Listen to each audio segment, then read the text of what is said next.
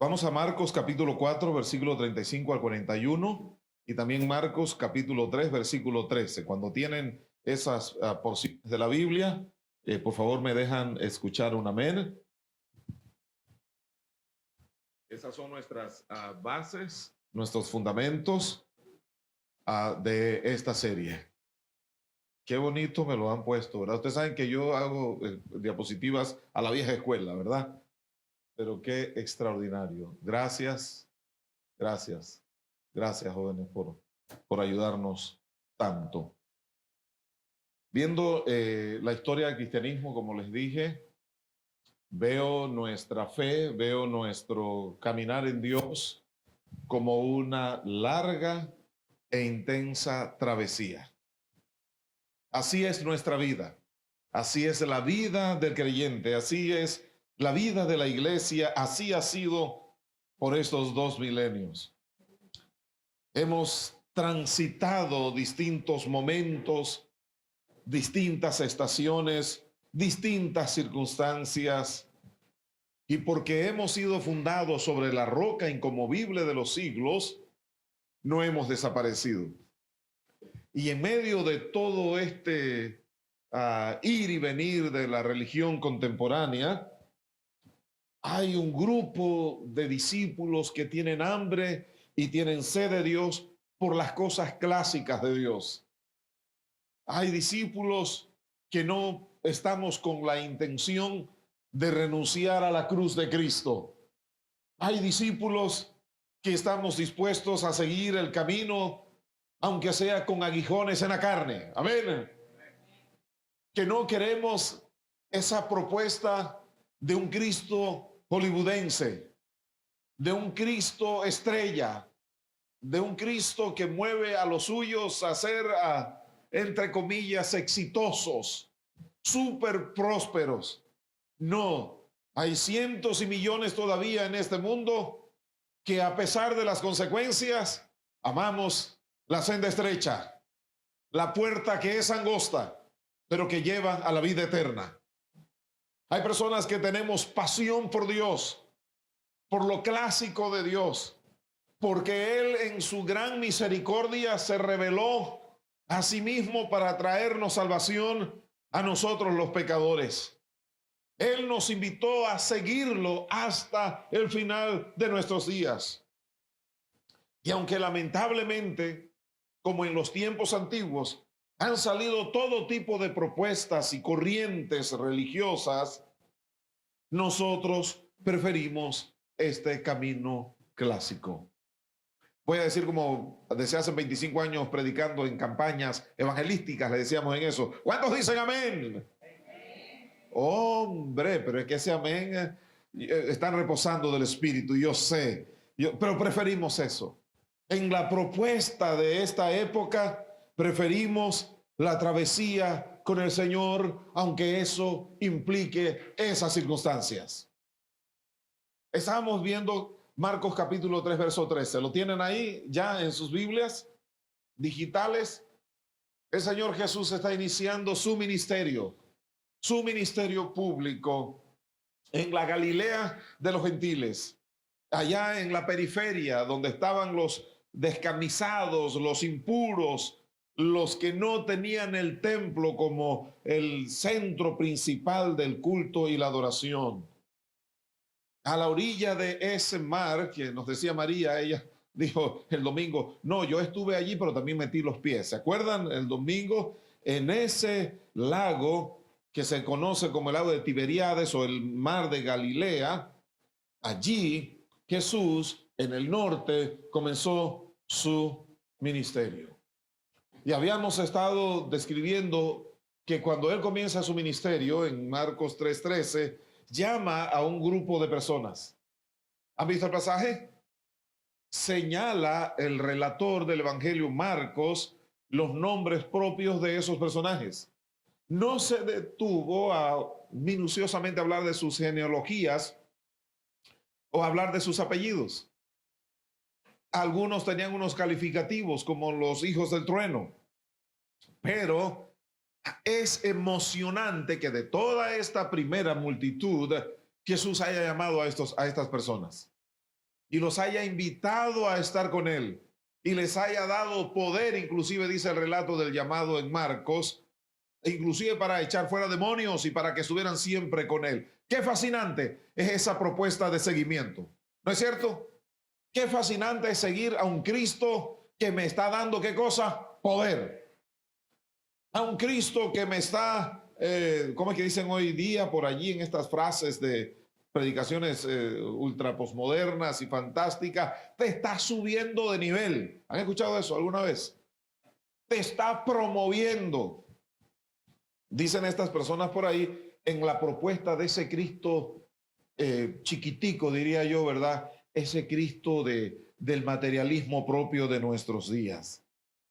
Qué fascinante se habrá sentido que entre todas esas personas, cuando Él llama a ese grupo más nuclear, yo estuviese en la lista. Es emocionante. Ese es un llamado que no tiene por ningún lado cruz visible, como el primer llamado, ¿no es cierto? La cruz se ve después, pero en este primer llamado todo es fascinante. ¿Quién no quisiera estar así? ¿Quién no quisiera estar en todo lo que es seguro, estable y fascinante y con un investimiento de poder y de autoridad nunca antes recibido? Hermanos, y comienza el Señor a enseñar, a proclamar las verdades del reino de Dios, y eso es aún más fascinante. Vamos a ser creativos en imaginarnos el escenario. La barca, está Jesús, la multitud de las personas y nosotros que somos del equipo selecto del Señor Jesús. Escuchando unas cátedras que nunca nadie antes había disertado. Está proclamando la palabra, el evangelio del reino, el misterio del reino, todo lo que tiene que ver con el reino de Dios. Qué extraordinario debió haber sido estar allí. Ver cómo se sanaban los enfermos, ver cómo la gente era liberada, cómo las personas se llenaban de entusiasmo y de expectativas de vida. Una temporada maravillosa con Jesús. ¡Qué inicios más extraordinarios! Como que esa primera fase encaja mucho en el hombre contemporáneo, que solo quiere estabilidad, éxito, prosperidad y que todo le funcione bien. Como que ese primer momento encaja muy bien en el hombre de hoy día, en la sociedad de hoy día, en la cultura de este tiempo, donde los hombres queremos tener el control, ser felices y que todo funcione de acuerdo a nuestras expectativas. Mi hermano, y de un momento a otro, ese llamado toma otro rostro, otra cara. Recuerden quiénes son los primeros lectores del Evangelio.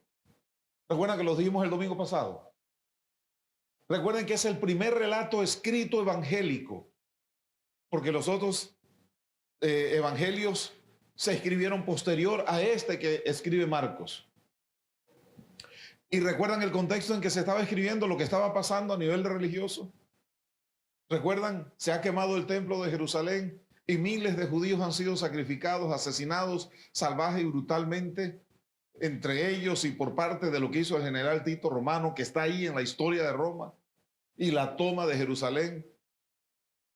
Quien haya ido a Italia, tengo que preguntarle a Luz Mila, ¿verdad? Para tener otra prueba fehaciente, si en ese arco del triunfo deben haber unas, ¿cómo se llama?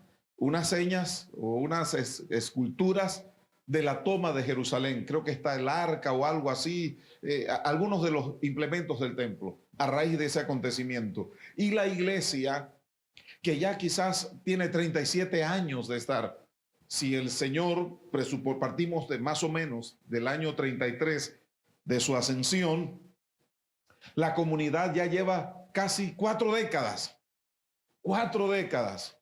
donde las cosas han funcionado bastante bien. Se ha extendido la obra del Señor. Lamentablemente ya Pablo y Pedro han fallecido cuando queman el templo y toman Jerusalén.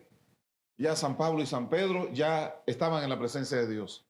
Quizás 6 años antes del año 70 ellos habían sido martirizados por causa de Jesús. ¿Qué clase de apóstoles? ¿Verdad, hermanos? ¿Han oído ustedes que por ahí hay apóstoles estos días? ¿Han oído eso? Pero que no se parecen en nada a estos clásicos por los cuales en la viña tenemos preferencia. Preferimos esto. Aunque seamos esta comunidad pequeña, preferimos esto.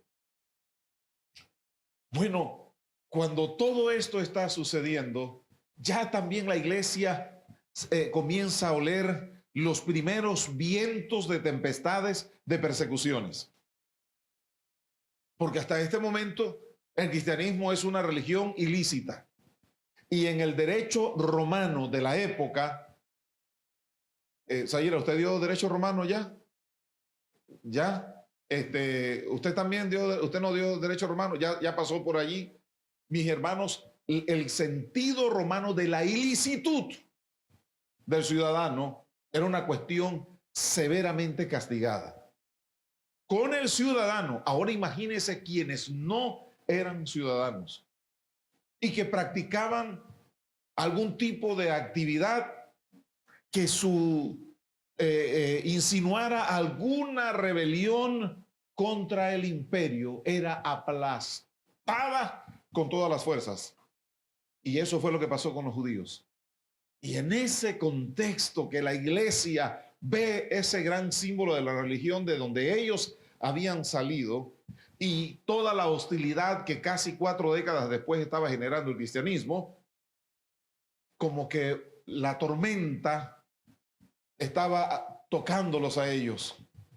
Y este evangelista, que aún quedó vivo, recuerdan que había servido con Pablo y todo lo demás, y se le asume a él la fundación de la iglesia cristiana en Alejandría, Egipto, donde usted estuvo, Sayira, también, ¿cierto?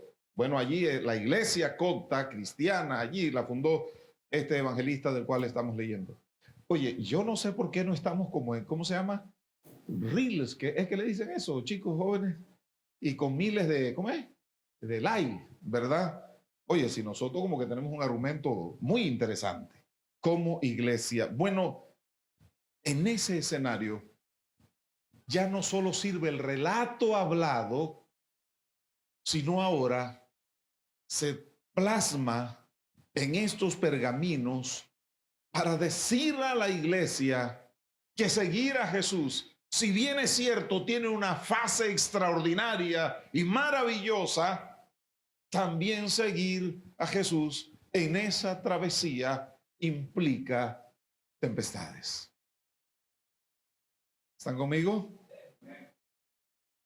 Casi como que el agua ya lo comenzó a salpicar, ¿verdad, hermanos? En esta barca.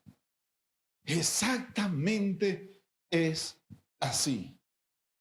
Y el relator del Evangelio se va a los orígenes, quizás a lo que Pedro o Lucas o los que estaban allí de la primera generación de cristianos narraron de ese grupo de discípulos que estuvieron en esa barca. Quizás alguno sobrevivía todavía.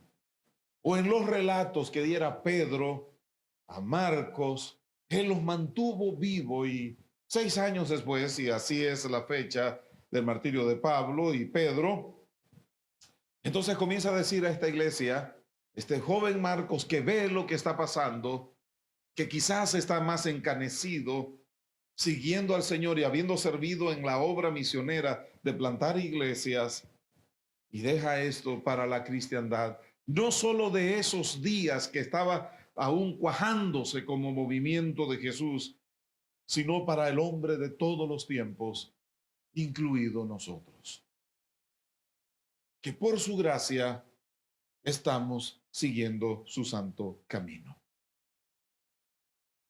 No sé si llena las expectativas, pero esto como que no te va a dar mucho dinero, prosperidad y victoria y vas a dominar y cuestas por el estilo. Pero lo que sí le puedo decir por las escrituras es que nos asegura morada en los cielos eternos cuando ya no estemos aquí.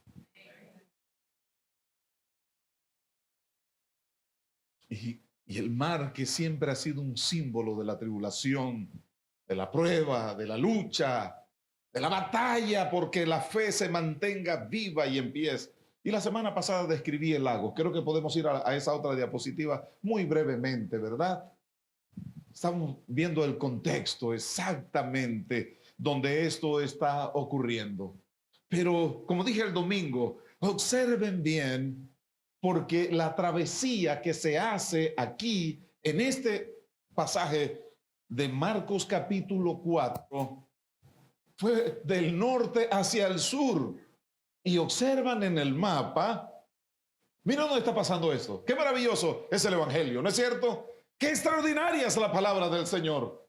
¿Cómo no amar esto? ¿Cómo no dar la vida por esto? Ahora tú puedes entender por qué cuando había martirios, cuando los jóvenes los iban a sacrificar, ellos alababan al Padre, porque no formaban parte de una ideología estéril y pobre. Era el plan, el proyecto santo de Dios que guió a esta gente y le sostuvo. Pudo haber sido más fácil ir a cualquier otro lugar, pero Jesús, con esa barca, ya dijimos que las barcas que se usaban en el mar de Galilea podían cargar hasta 15 personas más o menos, así que quizás eran 13 con Jesús los que iban en ese barco, en esa pequeña barca, pero no a las otras riberas, sino que el viaje se hace desde Cafarnaúm, desde Galilea, allá arriba, a las orillas de Tiberíades en el norte, hacia el sur. ¿Hacia dónde? Hacia una región muy interesante. Hacia la región de ¿qué? ¿Y qué les recuerda a la región de Gadara? Alguien que se quiera ganar algo después de aquí que salimos de la viña, ¿verdad? El endemoniado gadareno. Dios mío, discípulos recién nombrados, recién llamados, los ponen en una barca y para ñapa el primer tour que le hacen es ¿hacia dónde? Como que esa parte del llamamiento como que no es muy buena. Y nuestra gran crisis del cristianismo occidental de este tiempo es no entender las implicaciones del llamado. Es estar desesperados por no tener absolutamente nada de prueba, nada de tribulación, y mucho dinero, y mucho éxito, y mucha felicidad, y mucho nivel. Y se vende como la panacea, donde la gran ignorancia de Jesús y de su santo evangelio, hoy espantoso, las multitudes y las masas corren tras este tipo de propuesta. Pero la propuesta de Jesús es, vamos a la región de Gadara. En esta región estaba también lo que se conocía como la Decápolis.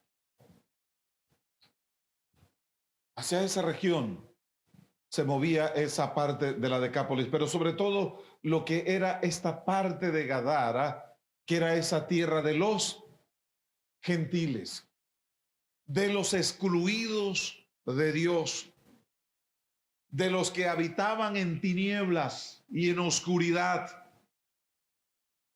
de los que estaban atrapados en las cadenas más espantosas habidas y por haber, los que habían sido confinados por las circunstancias de la vida y por ellos mismos a vivir alienados de la dignidad humana, alejados del amor, de la gracia, de la bondad, alejados de su propia humanidad, atrapados en celdas oscuras y aberrantes. Y seguir a Jesús es ir a la misión. Lo que estábamos hablando el miércoles en la viña virtual, ¿recuerdan los que estuvieron? El desafío, el reto de una proclamación de la buena noticia en una ciudad como esta, en una provincia como esta, en un país como este, en el poder del Espíritu de Pentecostés. Una travesía hacia esos lugares no son fáciles, no son sencillos. Esos viajes hacia allá no son fáciles. Y no dudaría de que los que están en la barca del Señor aquí, algunas familias, algunos de nosotros, hemos vivido unas tempestades que casi nos han hundido.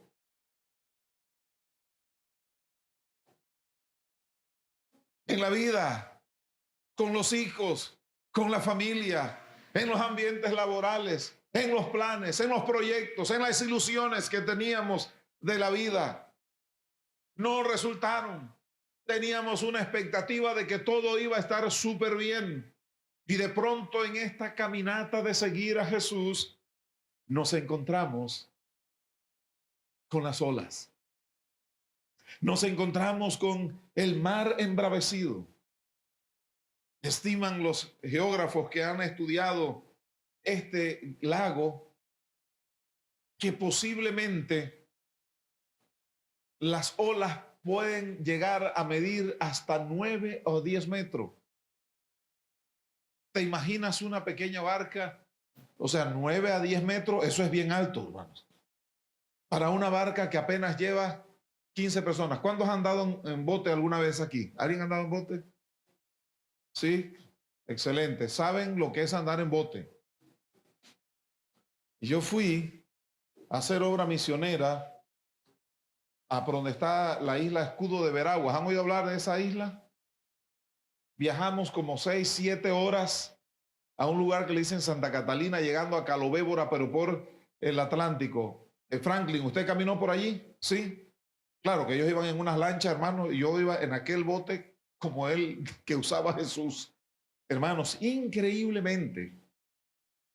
De ida todo muy bien. Pero cuando veníamos, el mar Atlántico se puso bien picado. Les digo, hermanos, esa lancha, que era una muy buena lancha, iba arriba y iba abajo. Llegó un momento en que yo dije, yo creo que esta cosa se va a quebrar y vamos a quedar aquí, Dios del cielo. Y en semejante mar picado, hermano, y ni un barquito alrededor. Estar en un paseo para ir a ver las ballenas ahí en la, ¿cómo se llama? En la laguna de Chiriquí, que eso es una cosa. Tomando snack, tomándose, ¿cómo se llama? Selfie. Mi hermano, los hermanos me invitaron a que siempre fuera a la convención y francamente no he vuelto a ir. Sinceramente, la experiencia por un lado estuvo buena, pero por otra, hermano, ese bote iba y venía. Y un momento yo le dije a ese capitán experimentado, le dije, oye hermano, ¿qué está pasando aquí? Dice, es que esta vez se ha vuelto muy malo. Digo, brother, y no hay para dónde coger. Dice, acá no hay nada, no se veía nada. La sensación no fue agradable. No sé si alguien ha tenido, aparte de ese paseo en bote, ese tipo de experiencia. Pero en mi caso, no fue grato. Han pasado un par de años que yo fui allá y hasta el día de hoy, ahorita que estoy recreando el asunto, chuleta, esta cosa está chispeando. Así que si me caigo, entiendan el porqué, mi hermano. Así que se imaginan a los discípulos en una condición como esta. Literalmente podían perder la vida.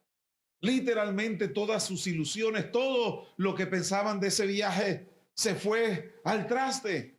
Toda la investidura se fue, toda la confianza, toda la fe. Acababan de salir de escuchar lecciones de vida poderosas. Habían sido investidos de poder.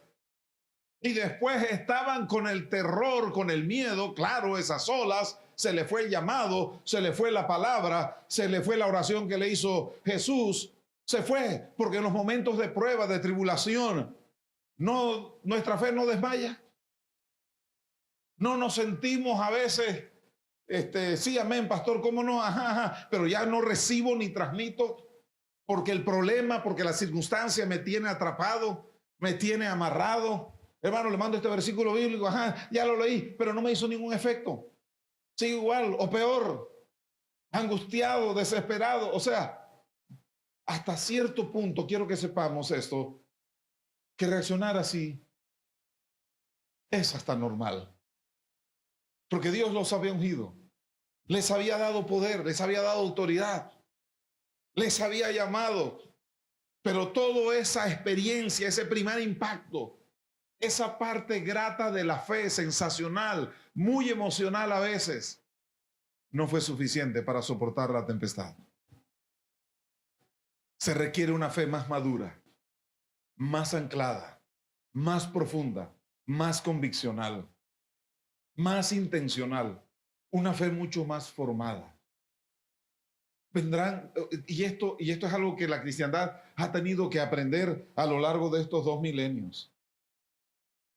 Hay momentos en la vida en que necesitamos estar pegados a Él, que las investiduras, que las expectativas no son lo que pensamos y que esperamos, y que no hay otra manera de no perder el rumbo a pesar del llamado, a pesar de la unción, a pesar de la investidura y todo lo demás, si no es a través de un aferrarse a Jesucristo, porque tenemos una gran teoría de las cosas de Dios. Y hay mucha gente ilustrada que busca, que se informa, que procura escuchar, pero cuando confrontamos circunstancias de la vida, esa información es buena, sí, nos ayuda, pero no es suficiente. Necesitamos para esta travesía en Jesús tener mucha más profundidad en la fe cristiana. Necesitamos algo más que sentirnos identificados con tal o cual doctrina, con tal o cual debate. Necesitamos algo más que eso.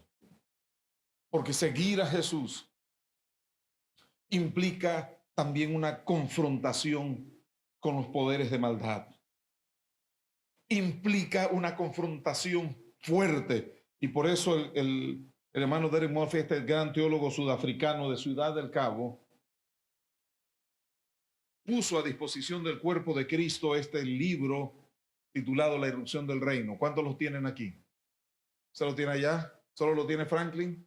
¿Usted no lo tiene más? Yo creo que ustedes lo tienen, Magdali. ¿No lo tienen? Sí lo tienen, ¿verdad? Irrupción del reino.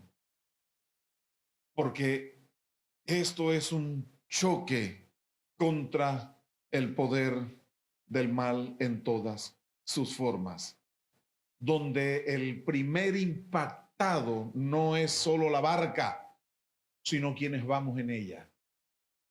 Los primeros que podemos percibir y sentir las propuestas, las tentaciones de toda forma, de toda clase, todo tipo de insinuación, toda actitud para marchitarnos, para encogernos, somos nosotros.